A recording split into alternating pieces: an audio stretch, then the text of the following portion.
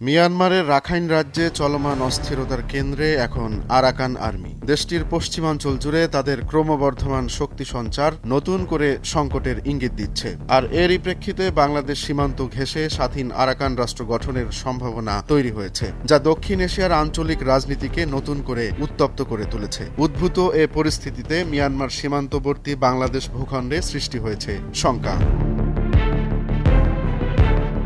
সীমান্তের ওপারে রাত যত গভীর হয়, আশঙ্কা ততই বাড়তে থাকে। রাখাইন রাজ্যের দক্ষিণে বিভিন্ন পাহাড়ে অস্ত্র নিয়ে এগিয়ে যেতে দেখা গেছে আরাকান আর্মিকে। তাদের লক্ষ্য একটাই, নিজেদের ভূমিকে স্বাধীন রাষ্ট্র হিসেবে প্রতিষ্ঠিত করা। এর ঢেউ যে কোনো সময় ছড়িয়ে পড়তে পারে বাংলাদেশের অভ্যন্তরে।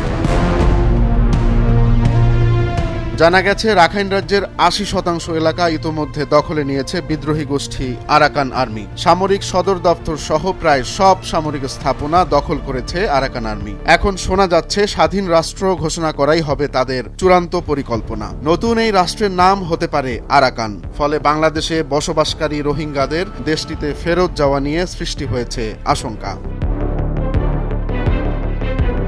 বিশ্লেষকরা বলছেন, আরাকান যদি স্বাধীন হয় তবে বাংলাদেশের জন্য এটি বড় চ্যালেঞ্জ হয়ে দাঁড়াবে। সীমান্তে নতুন করে সৃষ্টি হতে পারে শরণার্থী সংকট। বাংলাদেশ সীমান্তের ওপারে এই মুহূর্তে অন্তত ৬ লাখ রোহিঙ্গা অপেক্ষমান রয়েছে।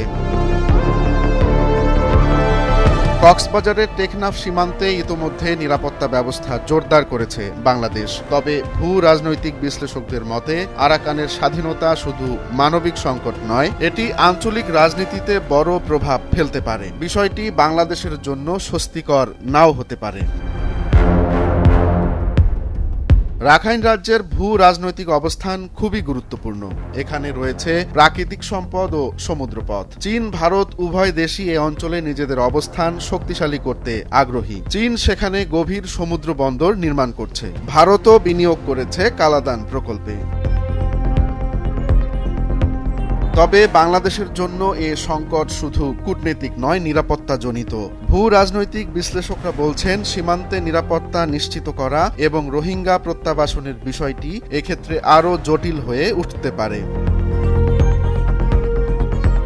এদিকে রাখাইন রাজ্যের এই উত্তেজনার মধ্যেই নতুন করে সামনে এসেছে খ্রিস্টান রাষ্ট্র গঠনের পরিকল্পনা। ভারতের উত্তর পূর্বাঞ্চলীয় রাজ্যগুলোকে কেন্দ্র করে বাংলাদেশ সহ ৩টি দেশের অংশ বিশেষ নিয়ে এ আলোচনার পালে লেগেছে নতুন হাওয়া। রাখাইন রাজ্যে চলমান সংঘাত আর আরাকানের স্বাধীনতার সম্ভাবনা দক্ষিণ এশিয়ার রাজনীতিকে নতুন সমীকরণের মুখোমুখি দাঁড় করিয়েছে। বাংলাদেশ এখন সতর্ক দৃষ্টি রাখছে তার সীমান্তবর্তী এলাকায়। এই সংকট মোকাবেলায় কূটনৈতিক ও নিরাপত্তার নীতিতে দৃঢ় অবস্থান নেওয়া এখন সময়ের দাবি।